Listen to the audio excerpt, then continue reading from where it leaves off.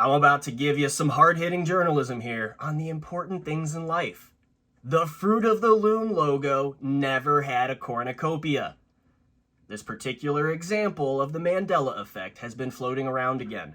So since I have access to an archive of old newspapers dating back a few hundred years, I decided to do some quick searching.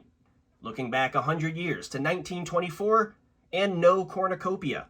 No real need to go back much further, since no one alive can claim to remember a logo from prior to that, nor is it likely they would have a piece of clothing from then to claim the logo was on it. Moving on to 1951, the centennial anniversary of the company, there is still no cornucopia, and still none in 1960, 1970, 1980, 1990, 2000, or 2010. There are even television ads that have been posted to YouTube dating back to the 1970s, all with no cornucopias. Yes, there are a few images of supposed shirts with a cornucopia logo, but only a few, and they get shared over and over by people claiming it's their own. So clearly it's not, and even more likely it was photoshopped, which has been proven by other internet sleuths. Also, those pictures are all tagless, which means it must have been after 2002 when the company went tagless.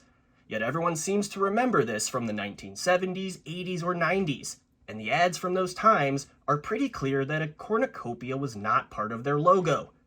However, there was a prominent logo that did. State Farm had a cornucopia.